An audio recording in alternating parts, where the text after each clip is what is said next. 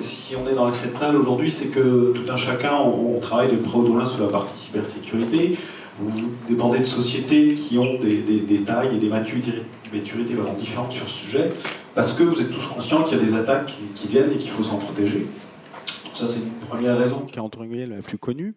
Vous commencez à avoir, d'une façon ou d'une autre, vos donneurs d'ordre qui vous imposent, ou qui vous demandent d'avoir un certain niveau de maturité ou de justifier d'un certain niveau de maturité en cybersécurité.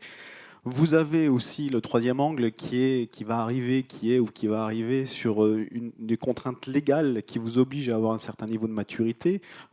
La tendance du moment pour ceux qui travaillent hors de l'enjeu financier, c'est NIS 2. Vous avez DORA qui va arriver sur les sociétés qui sont dans la finance, etc., etc. Et on a voulu avoir un point de vue un peu différent, qui est le point de vue de l'expert comptable. Comme l'a dit Michel, donc il est associé dans un cabinet sur Bordeaux en tant que commissaire aux comptes et expert comptable. Donc, première question, Michel, de votre point de vue un peu différent de tout ce qu'on a vu, quel est le point de vue de l'expert comptable sur le rôle et l'évaluation de la gestion des risques dans les sociétés ?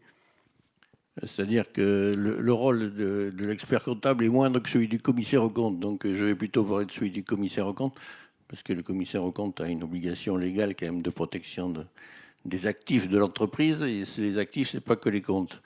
Donc un commissaire aux comptes, il intervient dans des grandes sociétés où généralement, effectivement, il y a une direction des services, des systèmes d'information, voire des auditeurs spécialisés en cybersécurité.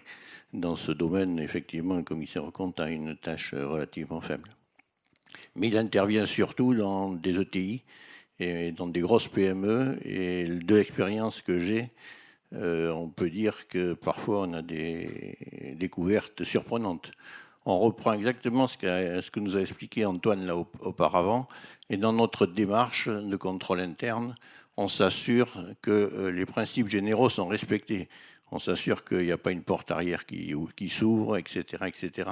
Ce que nous a décrit tout à l'heure Antoine, et on s'aperçoit que parfois ces mesures de base ne sont pas arrêtées, pas prises, et ça crée des risques pour l'entreprise. Dans la mission du commissaire aux comptes, au niveau du contrôle interne, c'est une mission que je considère essentielle, puisque le commissaire aux comptes doit s'assurer de la pérennité de l'entreprise.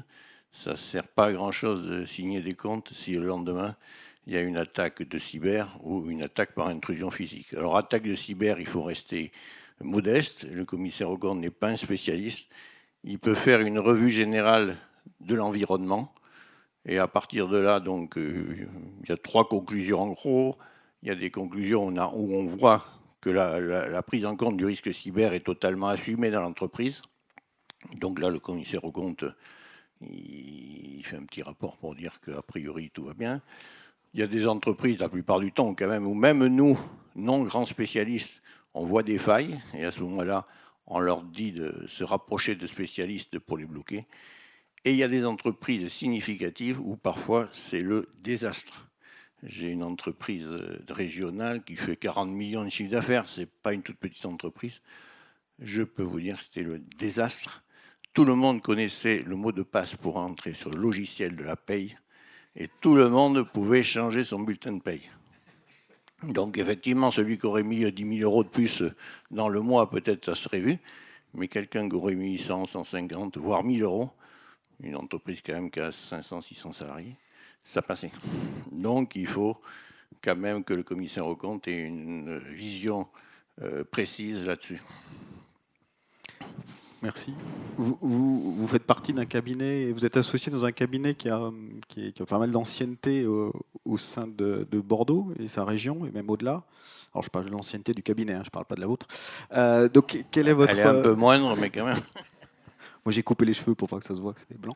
Quel est votre retour d'expérience justement sur l'évaluation des risques dans les sociétés et l'impact derrière des principales attaques qu'il peut y avoir ? Mais moi, j'ai commencé à m'intéresser à ce domaine en 2009 exactement. En 2009, j'ai fait l'IHEDN, l'Institut des hautes études de la défense nationale, parce qu'en plus de mes 2 casquettes d'expert comptable et de commissaire aux comptes, j'ai un képi d'officier de réserve de la gendarmerie nationale. Et en 2009, au travers de l'IHEDN, je me suis intéressé à la chose. Et au sein de mes confrères, au sein d'entreprises, j'ai présenté les risques cyber de manière globaux. Et en 2009-2010, par là, les chefs d'entreprise que j'avais devant moi m'écoutaient avec attention, mais me prenaient pour un doudingue. Il faut bien le reconnaître. Et au sein de mon propre cabinet, on me disait, ça y est, Delbast, il pète les plombs, ça y est, il a été endoctriné. Mais maintenant, quand on fait le même exercice, on voit que les questions sont beaucoup plus précises. Les chefs d'entreprise sont à 90% sensibilisés à ce risque, mais à 75% n'ont pas mis les moyens pour le prendre en compte. Quand on parle commissaire aux comptes, on passe rapidement. L'association, c'est finance. Quel est l'impact financier d'une cyberattaque sur une entreprise ? Ça, c'est très difficile à déterminer parce qu'il faut connaître l'ampleur de la cyberattaque. Si c'est un rançon logiciel qui a bloqué tout le système, ça peut être très grave. C'est juste une petite attaque, c'est moins grave. Il faut surtout savoir quelles sont les mesures de protection qu'a pris l'entreprise, la première d'entre elles étant la sauvegarde. Nous-mêmes, on a été attaqués, on a eu un rançon logiciel. Ça nous a bloqué 2 jours dans notre travail, mais on avait des sauvegardes qui marchaient bien. On a remonté 2 jours de travail, on s'en est remis. Mais moi, j'ai eu des clients qui m'ont téléphoné en me disant « j'ai une attaque, mais c'est pas grave, j'ai ma sauvegarde ». Sauf que la sauvegarde ne marchait pas, donc là, c'est beaucoup plus grave. Donc, l'environnement financier de l'attaque est très difficile, mais il faut quand même voir qu'il y a des entreprises qui ont déposé le bilan, enfin, redressement judiciaire, certaines en liquidation.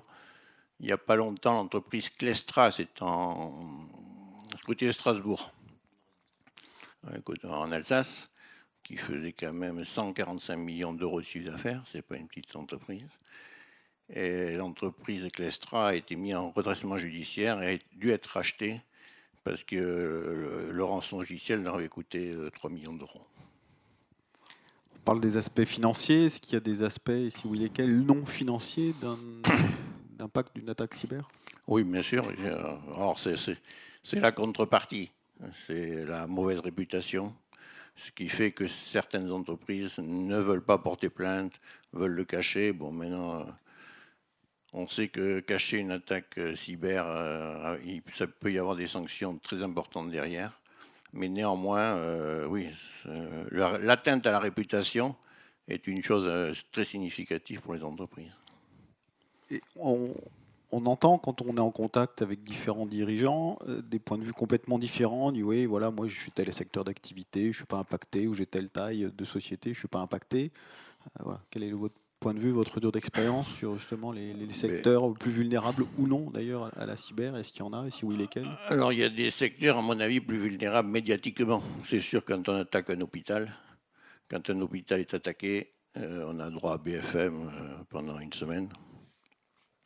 Quand on attaque, comme je l'ai vu, une petite droguiste de Bordeaux, personne n'en parle.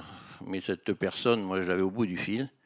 Elle avait tout perdu, elle n'avait pas de sauvegarde et c'était dramatique pour elle. Donc on peut attaquer de la grande entreprise à la petite PME, voire à l'entreprise individuelle. Donc personne n'est à l'abri et tout le monde doit se protéger. Et du coup, de par votre expérience des dossiers que vous avez en commissariat aux comptes, quelles sont les bonnes pratiques que vous préconisez à minima? Les bonnes pratiques, on n'a pas de recette miracle. On reprend les bonnes pratiques qui sont publiés sur tous les bons supports, comme ceux de l'ANSSI, les mots de passe, en sachant que les hackers, alors là, il y a des spécialistes qui vont sûrement, j'espère, me confirmer que les moyens d'attaque par force brute des mots de passe progressent tous les jours. Donc ce qui était raisonnable à faire il y a quelques années, voire quelques mois, l'est plus. Maintenant, on considère qu'il faut à peu près, enfin, pour avoir quelque chose de raisonnable, un mot de passe à 12 caractères avec des minuscules, des majuscules, des nombres et des caractères spéciaux. Et là, on arrive à peu près à 24 heures, je pense, pour arriver à le casser. C'est les tests qui ont été faits. Donc, les mises à jour des antivirus, les mises à jour des logiciels. On se rappelle que Saint-Gobain a été attaqué par NetPaya par le fait qu'ils n'avaient pas mis à jour leur protection. Puis l'information et la formation des collaborateurs. c'est ce sur lequel j'insiste dans les entreprises sur lesquelles j'interviens. Les faux ordres de virement dont on a parlé tout à l'heure, à mon avis, par une bonne formation du personnel au préalable, on peut quand même arrêter ce risque qui est souvent celui qui coûte le plus cher à l'entreprise. On a parlé, Securos nous a parlé de 3 types d'attaques. Antoine nous a parlé de l'intrusion physique. Est-ce que vous voyez des tendances, de nouvelles typologies d'attaques qui émergent? Non, sur ce plan-là, c'est les attaques classiques, mais les attaques classiques marchent bien. En intrusion physique, nous, on est commissaire aux comptes. Moi, j'ai un petit hypermarché là, que je contrôle, supermarché. J'y vais, je connais la direction financière, je connais le directeur général, mais je ne connais pas le personnel. J'arrive avec mon costume, et comme ça m'arrange, parce que je sors plus vite pour aller chez moi, je passe avec mon costume, mon cartable dans les stocks, et personne ne m'a jamais dit « Qui êtes-vous, monsieur ?» Et je pourrais prendre toutes les bouteilles de whisky que je veux, ressortir. Il y a une porte qui sort à l'arrière. C'est pas plutôt le vin ici à Bordeaux? Oui, mais ça, j'en ai beaucoup, alors je vais en prendre d'autres. Et on ressort par derrière, et personne ne m'a jamais demandé quoi que ce soit. Et c'est ce qu'on disait tout à l'heure, avec l'assurance, avec un faux badge, même pas, voilà.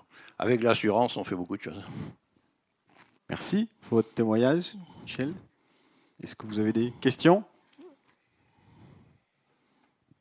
Non? Voilà, on passe la main à Stéphane pour la suite. Merci, votre attention. Super.